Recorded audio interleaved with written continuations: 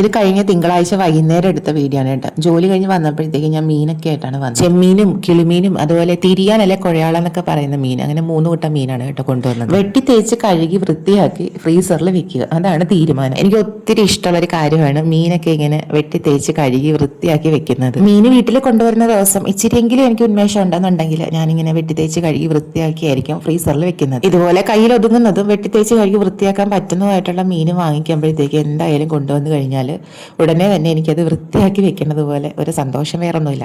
ഇനി എനിക്ക് പറ്റില്ല എന്നാണ് നമ്മൾ മീൻ മേടിക്കാൻ പോകുമ്പോഴത്തേക്ക് മീൻ കടയുടെ മുന്നിൽ ചെല്ലുമ്പോൾ ഉള്ള ഒരു തോന്നലെങ്കിൽ ഞാൻ എന്തെങ്കിലും പീസ് മീൻ കടക്കാരോട് തന്നെ പറഞ്ഞ് വൃത്തിയാക്കി പീസാക്കിയിട്ടാണ് വാങ്ങിച്ചുകൊണ്ട് വരുന്നത്. വീട്ടിൽ 3-ൽ ഒരാൾക്ക് മാത്രമേ നോയമ്പുള്ളൂ, ബാക്കി 2 പേരും മീൻ കൂട്ടും.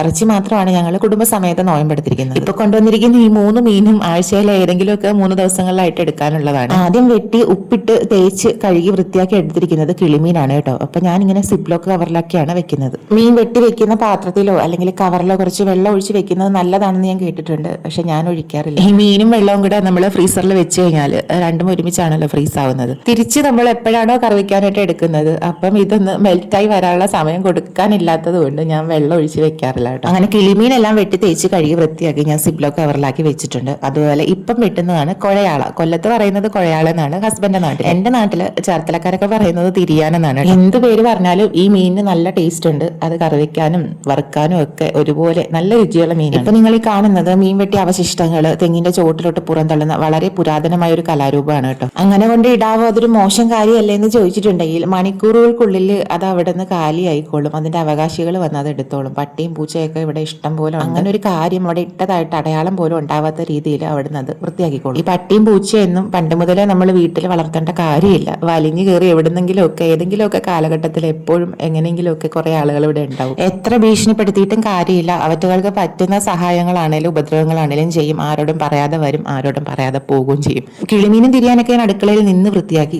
ചെമ്മീനും കൂടെ ആയിരുന്നു വൃത്തിയാക്കാനുണ്ടായിരുന്നത്. ചെമ്മീൻ നല്ല ഫ്രഷ് ചെമ്മീൻ ആയതുകൊണ്ട് പെട്ടെന്ന് അതിന്റെ തോൽ ഇങ്ങോട്ട് പോരുന്നില്ല. കുറച്ച് സമയം കൂടുതൽ എടുക്കുന്നത് കൊണ്ട് അടുക്കളയിൽ ആ നടകല്ലിൽ ഇരുന്നങ്ങ് വൃത്തിയാക്കാന്ന് വിചാരിച്ച് അതും വൃത്തിയാക്കി. എല്ലാം കഴിഞ്ഞു കേട്ടോ. ഇപ്പൊ എൻ്റെ കൈയും പാത്രങ്ങളും കത്തിയും കത്രികയും സിങ്കും എല്ലാം നല്ലപോലെ സോപ്പിട്ട് കഴിയതിന് ശേഷം ഞാനൊരു തണ്ണിമത്തൻ എടുത്തങ്ങ് മുറിക്കുവാണ്. ഈ തണ്ണിമത്തൻ എടുത്ത് മുറിക്കുന്നതിന് മുമ്പ് തന്നെ അതും നന്നായിട്ടൊന്ന് കഴുകിയെടുക്കുന്നുണ്ട് കേട്ടോ. തണ്ണിമത്തന്റെ പീസുകളല്ല ഇങ്ങനെ ക്യൂബായിട്ട് കിട്ടാനായിട്ട് തണ്ണിമത്തൻ വട്ടത്തിൽ മുറിച്ച് വട്ടത്തിൽ തോല് കളഞ്ഞിട്ട് ഇങ്ങനെ നീളത്തിൽ അരിഞ്ഞ് ചെറിയ പീസുകളാക്കിയ അങ്ങനെ തണ്ണിമത്തനും പീസ് ചെയ്ത് മുള്ളു സ്പൂണും കുത്തി വെച്ചിട്ടുണ്ട്. 3 പേരുണ്ട് വീട്ടിൽ, 3 പേർക്ക് സൗകര്യം പോലെ കഴിക്കാം. ഞാൻ എന്തായാലും ഇത് കഴിക്കാൻ പോയി. കൂട്ടത്തിൽ കഴിഞ്ഞ ദിവസം വാങ്ങിച്ച പാചകം അതും കൂടെ വായിക്കാമെന്ന് വിചാരിച്ചു. അപ്പൊ ഇന്നത്തെ വീഡിയോ ഇത്രയേ ഉള്ളൂ. അടുത്ത വീഡിയോയിൽ വീണ്ടും കാണാവേ. നമ്മുടെ ചാനൽ ഇഷ്ടപ്പെടുവാണെന്നുണ്ടെങ്കിൽ സബ്സ്ക്രൈബ് ചെയ്ത് സപ്പോർട്ട് ചെയ്യാനും ലൈക്ക് ചെയ്യാനും കമന്റ് ചെയ്യാനൊന്നും മറക്കരുതേ.